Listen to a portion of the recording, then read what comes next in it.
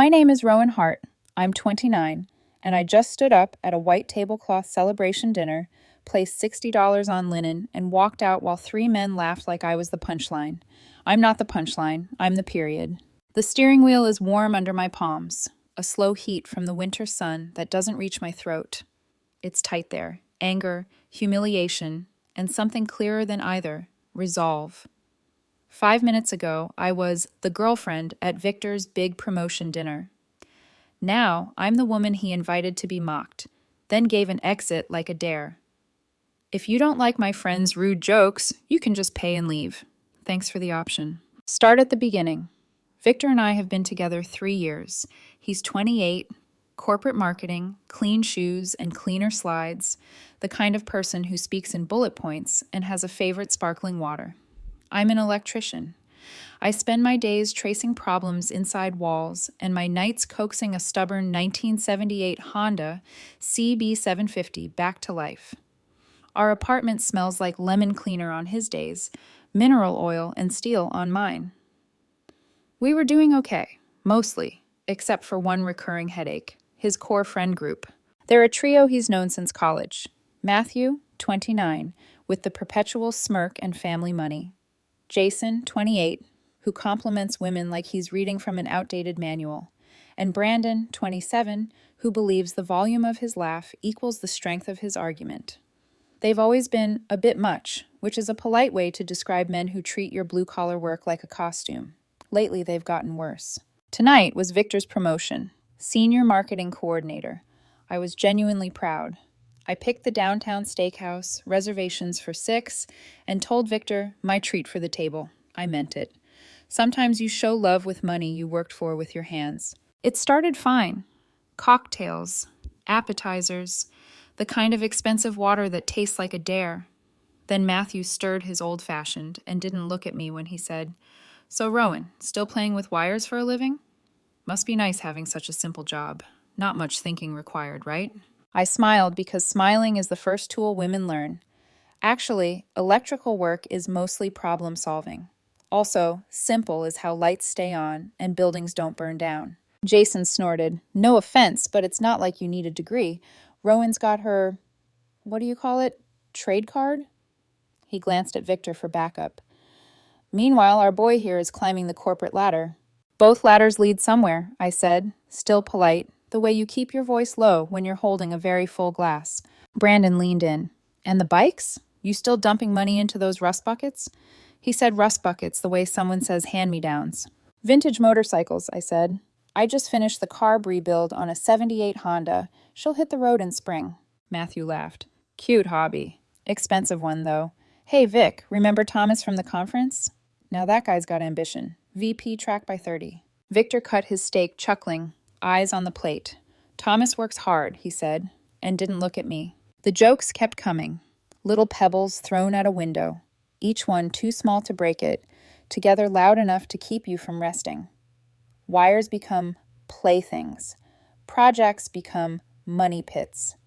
My clothes mechanic chic. They made cracks about how I probably couldn't understand the complexities of Victor's marketing strategies. They said no offense. So many times the phrase became a taunt. When Matthew finally summed it up with, "You're lucky Rowan's willing to date down," I set my fork down because I was either going to speak or it was going to bend. It doesn't feel like joking, I said. Oh my God, Jason groaned. She's sensitive. Brandon grinned. What, gonna cry because we hurt your feelings? I kept my tone even. I'm not comfortable with this. That's when Victor decided to be brave in front of the safest audience he knows. He looked me in the eye, performative calm, the kind he thinks is charisma, and said, "Look, if you don't like my friend's rude jokes, you can just pay and leave." The table went quiet the way a crowd does when the tightrope walker wobbles. Then Matthew laughed, a short, ugly sound. She really said it.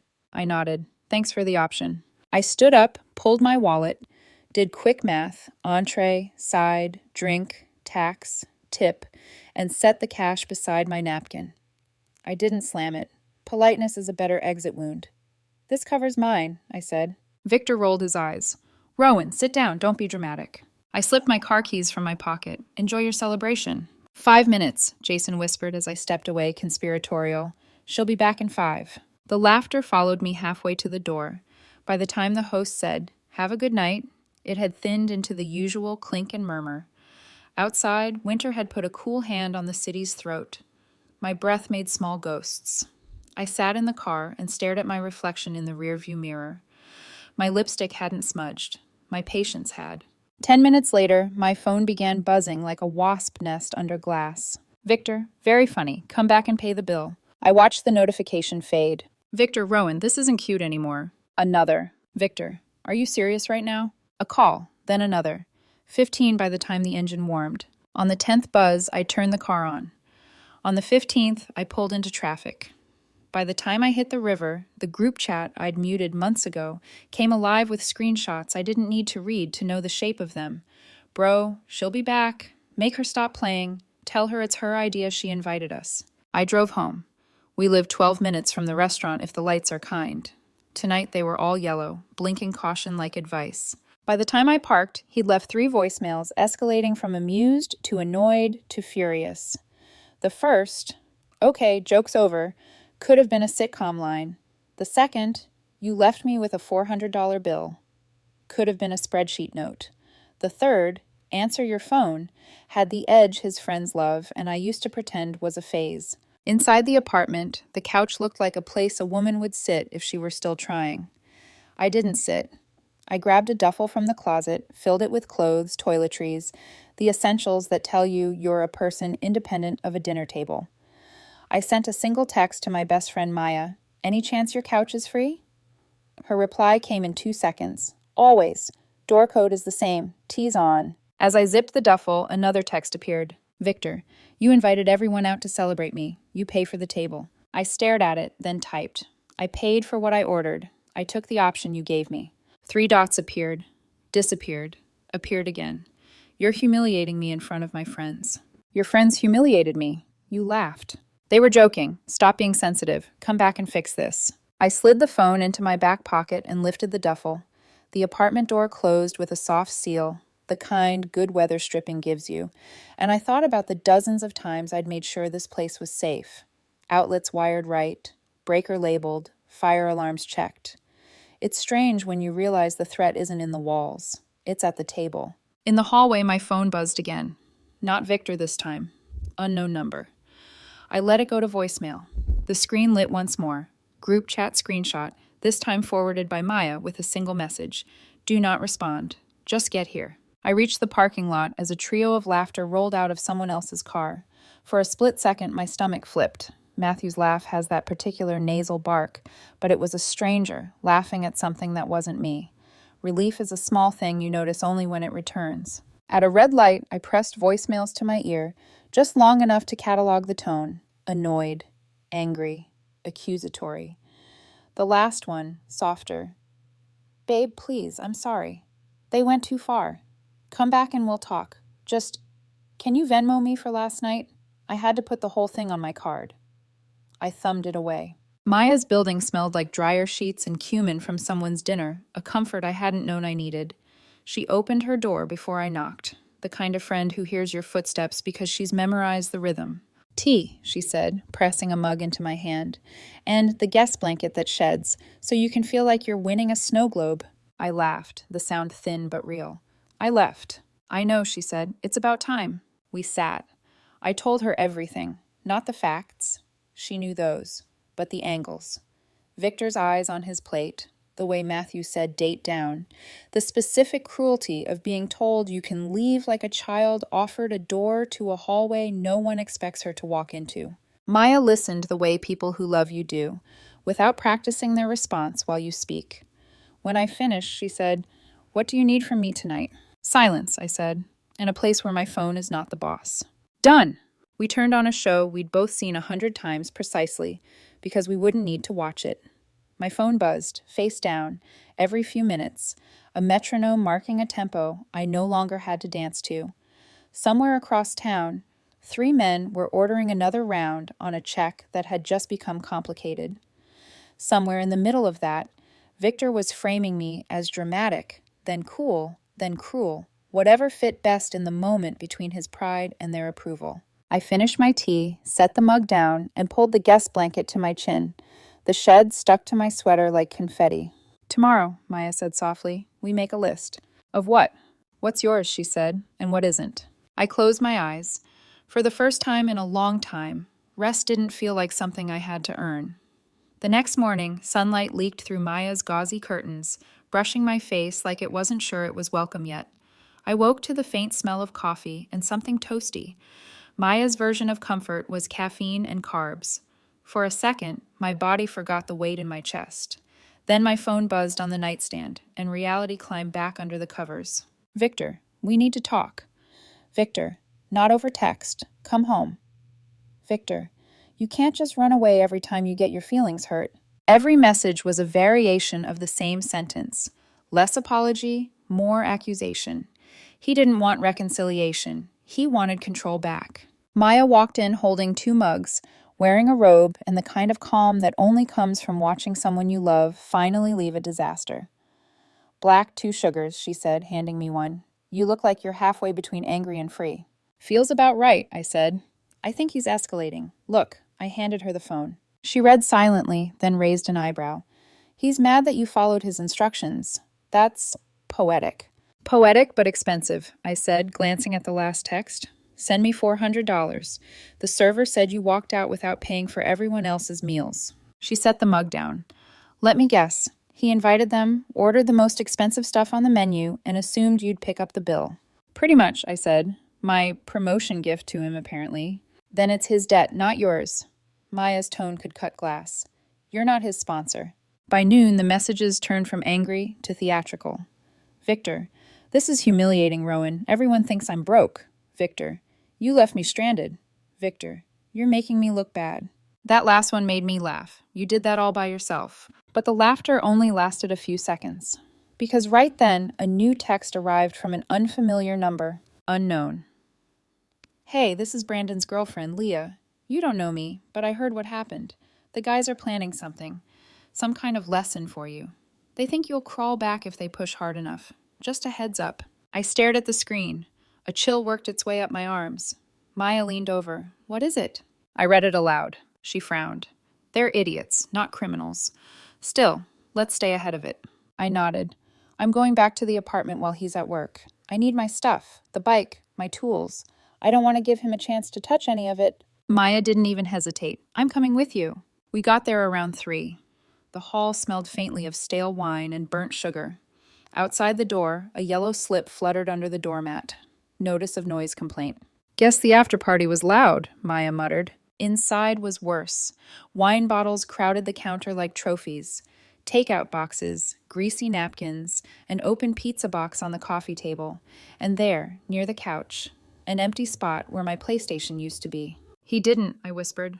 Oh, he did, Maya said, pointing toward the bedroom door. Check in there. In the closet, behind his stack of dress shirts, sat my console, half buried under a coat, like a toddler's version of hiding evidence. But that wasn't even the worst of it. On the desk by the window, my laptop was open to Facebook Marketplace. I scrolled through his listings. Klein Voltage Tester Kit, $300, Fluke Multimeter, $400, Miss Sace. Electrical tools, $50 each. He'd even taken photos on our dining table. The wood grain I'd sanded myself glaring up at me like an accomplice. Selling your tools? Maya asked. That's bold. It's theft, I said, and it's stupid. While I was taking screenshots, something else caught my eye. A Craigslist tab, still open. 1978, Honda. CB750, Mechanics Special, $2,000, OBEO. Must go ASAP. My hands shook so hard the cursor wobbled. That bike had been my side project for 3 years, piece by piece. Chrome, carburetors, cables, every inch restored by hand. Worth at least $6,000 as is, 10 when finished. Maya whistled low. He's out of his mind. I grabbed my phone and called the non-emergency police line. The dispatcher listened carefully. You live there together? Yes, but the bike and tools are legally mine. Receipts, registration, all under my name. Document everything, she said. Photos, listings, screenshots. File a report online. If he sells anything, it's theft.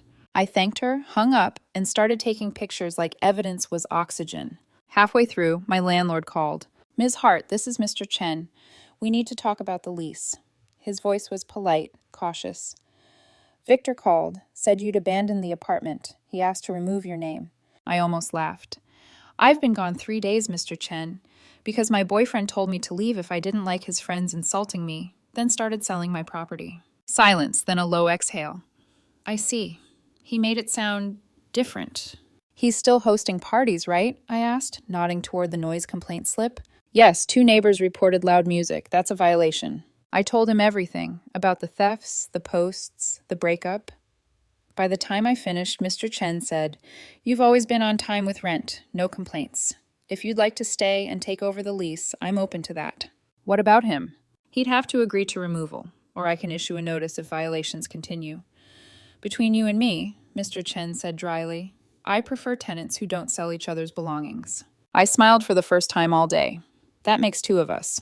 We spent the next hour hauling what was left of my things. My boxes of wiring gear, my helmet, the spare bike parts.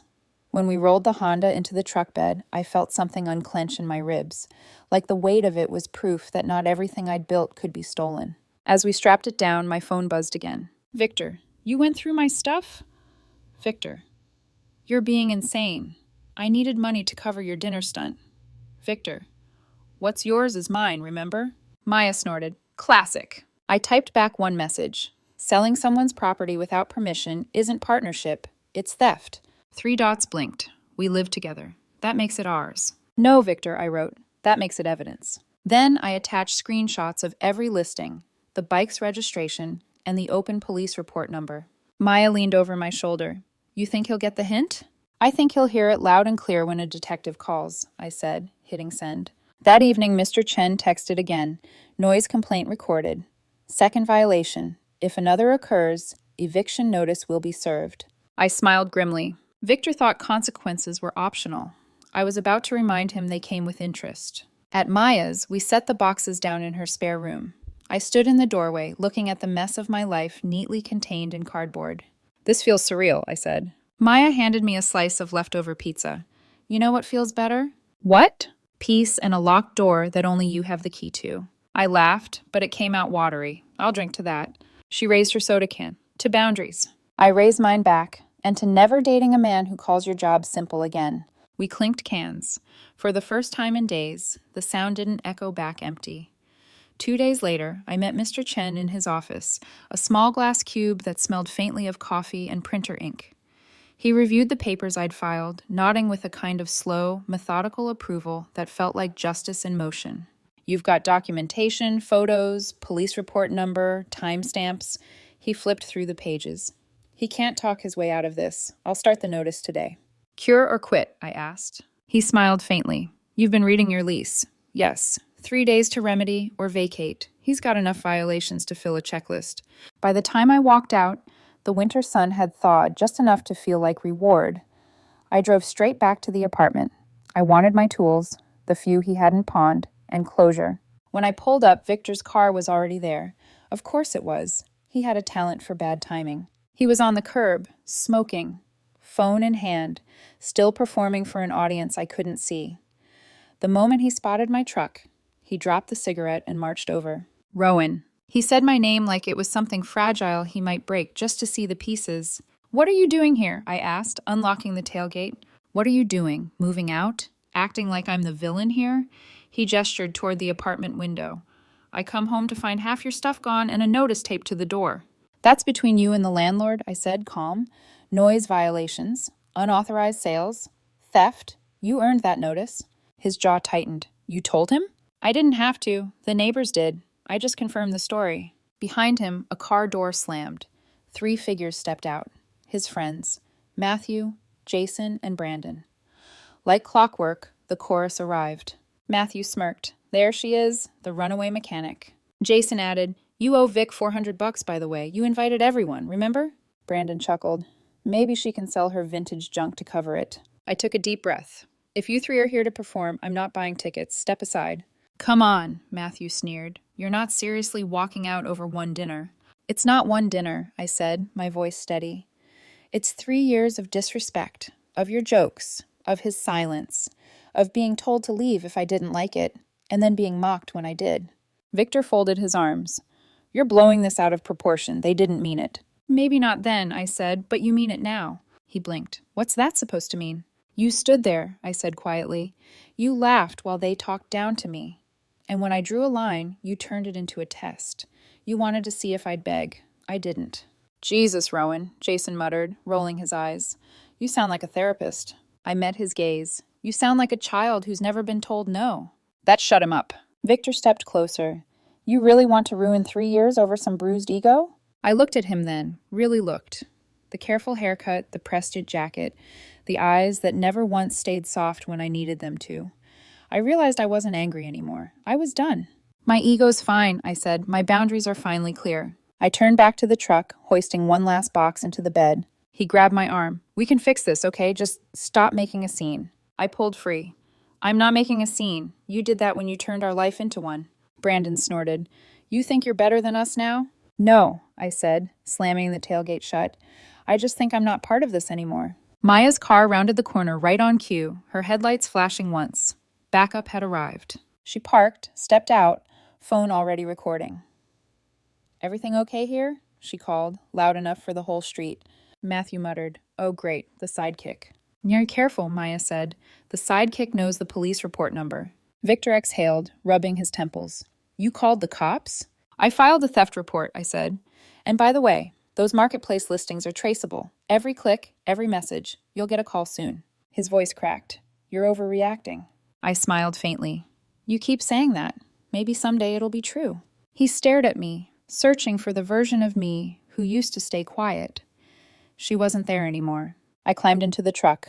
Good luck with the notice, Victor. You've got 3 days to fix what you broke. I don't think you will. As I started the engine, he shouted something. Maybe my name, maybe an insult, but the sound disappeared under the growl of the Honda's exhaust. 2 nights later, Mr. Chen called again. Update, he said. He didn't fix anything. Another party, more noise, another complaint. I filed the eviction. I thanked him, and he said something that stuck. People like him think walls protect them. They forget walls have ears. He wasn't wrong. Within a week, Victor's friends began to fracture. Jason's girlfriend dumped him after reading the thread where they mocked my job. Brandon's landlord kicked him out for throwing one of those strategy sessions in his living room. And Matthew, the ringleader, got fired for posting memes about crazy exes during work hours. HR called it unprofessional conduct. Karma, it turned out, didn't need my help. When I returned to the apartment to pick up my mail, the hallway smelled like disinfectant and emptiness. The door across from ours was open. Mr. Chen was supervising a cleaning crew. He waved. He's gone, he said. Didn't even wait for the sheriff. Packed what was left and left the key. How bad? Mr. Chen shrugged. He took the couch and the ego, left everything else. I smiled. That tracks. He handed me a sealed envelope. From the department. Restitution paperwork. Looks like they found a few of your tools at a pawn shop. They'll recover what they can. I exhaled slowly.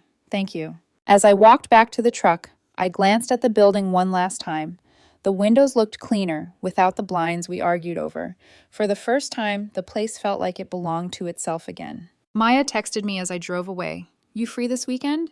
There's a bike show downtown. Wouldn't miss it, I typed back. Then I added, thanks for reminding me that leaving isn't losing. That night, I parked the Honda in Maya's brother's garage, polished the chrome, and stepped back. The engine gleamed under the light like something reborn. I ran my hand over the tank and whispered, almost there. The truth was, so was I. Spring came early that year, the kind of early that fills the air with wet soil and the hum of possibility. I was still renting the same small unit Mr. Chen had transferred to my name, just on the opposite side of the complex. New paint, fewer memories. My bike sat by the window, freshly tuned, gleaming like it had been waiting for this exact sunrise. When I turned the key and the engine roared to life, it didn't sound like a machine anymore. It sounded like closure. 3 months after the eviction, I got a call from an unknown number. I hesitated, then answered. Ms. Hart? This is Officer Ruiz with the Property Crimes Division. We wanted to update you. The pawn shop recovered most of your tools. The rest were sold, but you're eligible for restitution. Any word on Victor? I asked. A pause, polite but deliberate. He's been cooperative since the complaint was filed. No priors. He's been humbled. I almost smiled. That's new. She laughed lightly. We see that sometimes. The right lesson hits harder than any fine.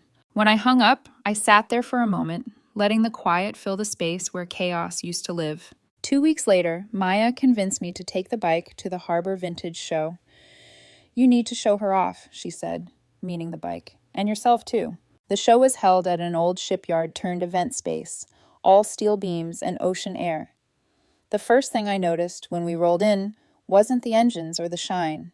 It was the sound, low laughter, calm conversation. A crowd that respected the work behind beauty. That's where I met Dean. He was kneeling beside a Triumph Bonneville, wiping grease from his hands. When he stood, I noticed the faint line of a scar across his knuckles and a wedding band tan that had long since faded. "Yours?" he asked, nodding toward my Honda. "Every bolt," I said. He grinned. "I can tell. Most people buy the polish, not the patience." We talked for an hour about everything mechanical. Compression ratios, rust treatments, the smell of two-stroke exhaust on cold mornings. When he asked if I wanted coffee after the show, I said yes, without overthinking it. Coffee turned into a small ritual over the next month. Dean didn't talk like Victor. No endless self-promotion, no backhanded compliments. He listened, actually listened, the way people do when they value silence as much as speech. One evening, sitting at a roadside cafe as the sky bruised purple, he asked, "You ever regret walking away?" I looked at the reflection of the neon sign in my mug. "Sometimes I regret staying as long as I did." He nodded, like he knew exactly what that meant. "Then you learned the right lesson." Meanwhile, news of Victor's unraveling trickled in from unlikely places. Jason's ex-girlfriend DM'd me on Instagram. "You were right about all of them. Victor's living with his parents now. Says it's temporary." Brandon tried to start a YouTube channel about men reclaiming confidence that lasted 3 videos before he was roasted in the comments. And Matthew, the smug ringleader, moved states after his firing. I didn't feel triumphant, just peaceful. Their noise no longer echoed in my head. By midsummer, the Honda was complete. Every cable tightened, every dent polished out. I took her out for her first real ride at dawn. The streets still half asleep, the air clean. The wind pressed against me, but instead of resistance, it felt like permission. Halfway down the highway, I realized I was smiling. Not the small, polite kind I used to use at Victor's dinners. A real one, wide enough to sting my cheeks. When I pulled over at a lookout point, Maya's text buzzed on my phone. "You up already?" I sent her a photo of the horizon, the bike parked at its edge. Couldn't sleep. Had somewhere to be. She replied with 3 words that made me laugh out loud. "Finally choosing yourself." That afternoon, I went to Mr. Chen's office to sign the lease renewal. He poured tea while we waited for the printer. "You seem lighter," he said. "I can tell." "I am," I said. "I'm learning that silence can be an answer."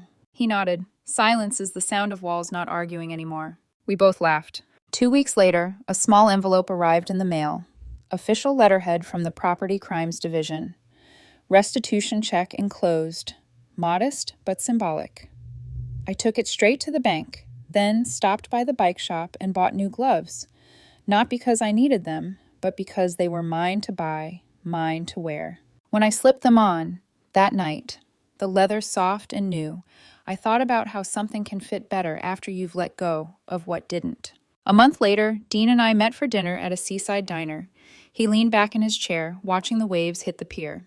"You know," he said, "it's rare to see someone rebuild a machine and a life at the same time." I shrugged, smiling. "Machines are easier. They don't lie about what's broken." He chuckled. "Fair point." As the tide crept higher, I realized I wasn't afraid of repeating the past anymore, because I'd finally learned the simplest truth. You don't have to fix people who like living in the dark. You just have to walk toward the light and keep going. Later that night, I parked the bike outside my apartment, helmet in hand, hair smelling like salt and wind. The porch light flickered once, a quick pulse like a heartbeat, and I smiled. "Good timing," I whispered. "I'm home." Inside, I hung up my jacket, set the gloves on the counter, and glanced at the phone. No missed calls. No messages demanding apologies I didn't owe. Just peace, the kind you build with your own hands. If you'd told me 6 months ago that I'd lose everything and feel lighter for it, I wouldn't have believed you. But sometimes the cleanest break isn't made with anger. It's made with a quiet exit, a steady grip, and a simple truth. Walking away isn't giving up, it's choosing yourself. And I finally did.